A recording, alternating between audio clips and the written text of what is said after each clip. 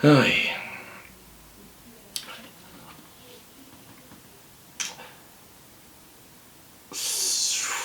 So, imagine my surprise. I was working on a Naruto video for this channel, and then boom, I saw a new chapter for Berserk 360. And I'm not gonna lie, I read through the chapter as fast as I could, and I had to make a video based on what I read. So, to show you how much I was rushing. Look at this crap. Where is it?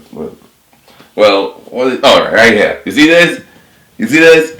I had to rush so fast because I was like, oh my god, I have to make a video on this right away. And this video does something, or this chapter I should say, does something that I've not seen in Berserk in a while. It focuses on magic and explains the lore in such a intricate, detailed way.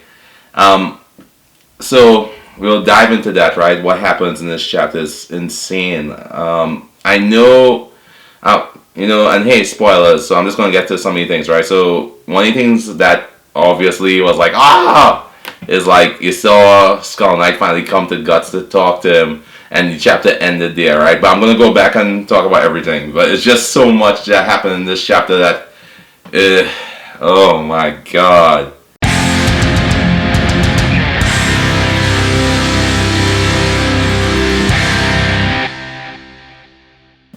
And this is why I love Berserk, right?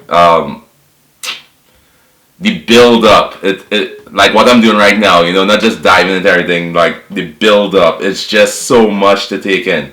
So I'm going to read from my phone some of the things, right? But I'm definitely going to put some of the panels here so you guys can see and follow along. But oh my goodness. Starting off, right, you saw Farnese, Casca, and Shirike, and the witch, some third witch that I'm not too sure her name yet. As I said, I just read the chapter. They're trying to comfort Casca, and Casca, she's feeling so bad about everything that's happening, right?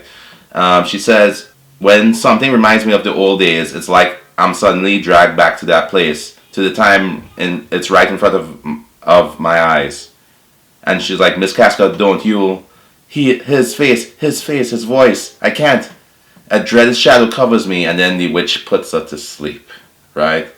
She has to let her sleep because of everything that's happening, right? And you saw that, Casca is holding Farnes's hand because she has a close attachment.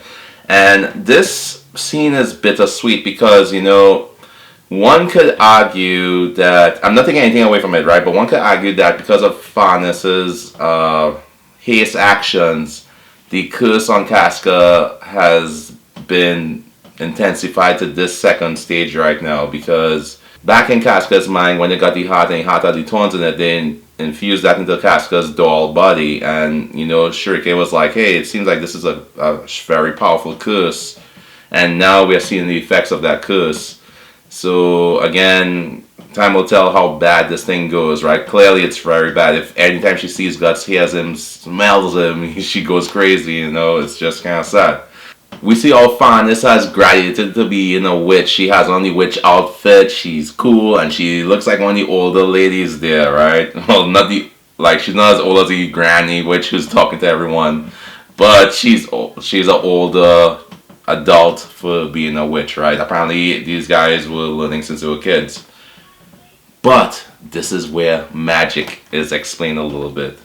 The senior witch was like, first, we will know the strength of your abilities, the extent of your magics and rights, the nature of your training. And it's like, strength of my abilities, Farnese took up a hat, was like, what the heck is he talking about, right? But Shirike was like, it's fine. It is your array of the 4 cardinal points that has protected everyone. I promise you that. So remember we talked about the cardinal points way back when, north, south, east, west, and these cardinal points has one of the elemental kings, and they're linked, right? Long story. I have a video on that. You can look at it. It's an ancient video, but I think it holds up in terms of talking about the elemental kings and the powers maybe that Farnese may have at her fingertips, right? Either way, Farnese having the great master she does in Shirike, she is able to make this beautiful array where everyone could see, and the significant thing about it was very prominent, like they could see it clear as day. Apparently this feat takes years to do. One of the kids said it took him 3 years, as a matter of fact, to pull off. And but Farnese's own is so like pronounced and everything, and the older witch said it's because of the experiences they may have had out in the outside world. But we know they were facing against all sorts of demons and everything, so you had no time to like do certain things like magic circles and stuff. So apparently magic circles is a big thing. So this little part reminded me of a series like Full Metal Alchemist. Like there's two ways to use like powers or magic. There are those who are able to use it just by doing it, versus those who have to have like special symbols or like I guess elements or rites or drawings and stuff to do these things. Another impressive feat was the fact that Sarike was able to call the spirit of darkness from the innards of a tree. And people, well, the kids there were like, what? She gonna do what? And they could not believe that she was able to summon this spirit in the forest like this. They even said that this thing was very dangerous, right? Despite, all she did was she made some little bugs come out of her hat, or some spiritual bugs come out of her hat, and they ate like a piece of an apple, right? So, but like looking at this now, right? There's one of the girls who said like calling forth a spirit without the magic circle, and that was the spirit of darkness, wasn't it? Why was there something so dangerous here, right? So again, you could see that this is world building, right? You're getting an idea and a feel for this forest of these witches and wizards and whoever can use magic there, right?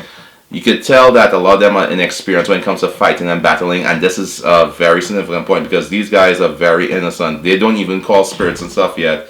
But this demonstration and show of strength is more of like a awakening call for these guys. Like, hey, you guys need to understand that you live in this peaceful life, which the senior witch even talks about. She's like, you guys are living this peaceful life, so you're kind of like, not as powerful or as experienced as these guys who probably seen a lot of crazy stuff in the outside world, and we know they've seen a lot of battles and crazy scenarios. So this build up, it's very powerful because like now, to me, right, and this is my interpretation of it, it's kind of like they're world building for the future where there's going to be a major battle where they have to fight against Griffith, and these witches, wizards, and whoever need to build up their abilities quickly before Griffith and his armies get there, or else they're going to die. So Sarike goes on to explain that she's formed links in the mind. Magic circles are just a means to an end. So again, like not trying to bring up any other series because nothing could compare to Berserk, but Full Metal Alchemist talks about things like magic circles and stuff. So magic circles is because in Full Metal Alchemist, because people didn't understand, you had to see the what was that, the original, I can't remember what it's called, but you had to see this special tombstone looking thing, and then you were able to use magic full on. In Sarike's case, she dove into these realms to call the spirit of darkness and all these other powerful spirits because she had no other choice. It was like, hey, you do this now or we die right now. So you choose, let's go, right? And at the time, she was the most powerful witch on the team, but now it seems like we have a second in command, a possible Farnese in the midst, right?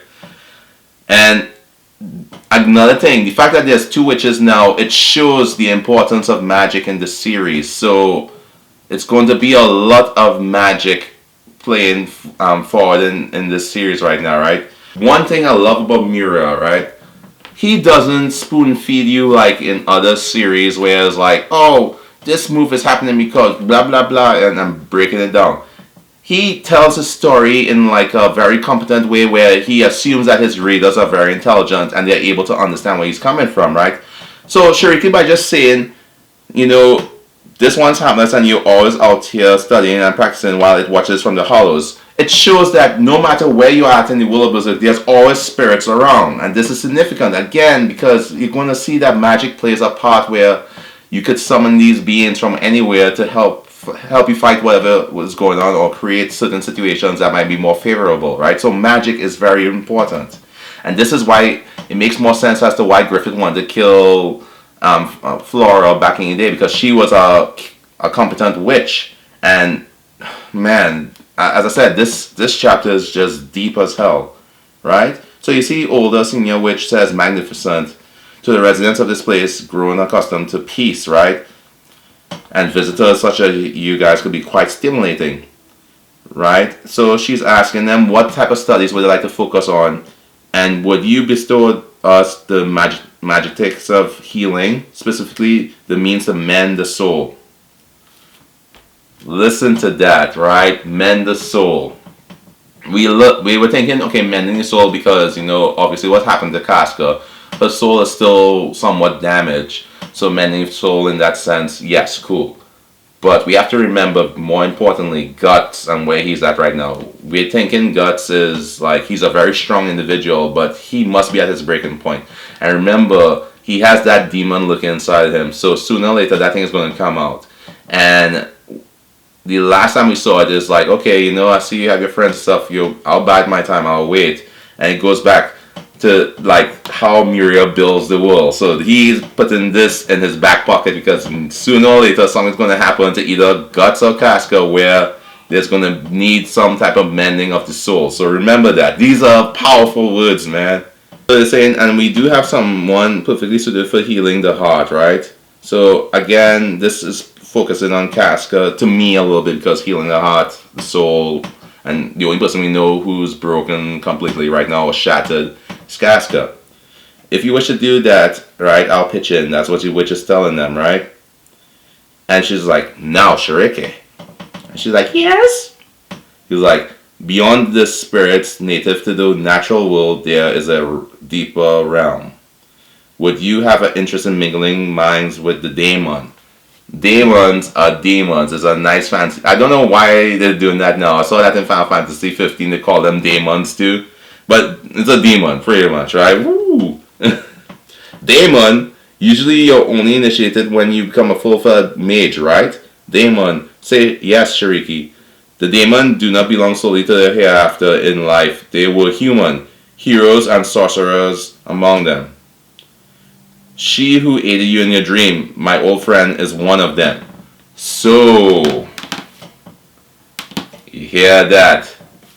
Again, so Flora the witch, was she a daemon? And then in the world of Berserk, there's a realm deeper, a daemon. So, this is what I'm saying. How deep does the world of Berserk goes with the realms and everything? So, we know that there's the realm of human, the realm of spirits, the cardinal kings, the astral plane with the god hand, and then you have the daemons now. So there's so much going on. You see what I'm saying? Like, I'm not even trying to like exaggerate. This is crazy. It's just like, I'm probably going to be reading this chapter for like days to come, and I have to do a more in-depth video on what daemons are and stuff. As I said, Berserk today just ruined my life because it's so good. It hit so good. Alright? She's like, absolutely humbled me very well, right? And then there's this other witch was like watching Shiriki. I was like, whatever. We see our boy Guts training. He looks nice and cleaned up. He doesn't look battle damaged as he usually does. And he actually looks a little bit younger in this drawing. He reminds me of when he was still young and full of hope and everything a little bit. He's like, the hell do I do now? You bear witness to the end of your journey.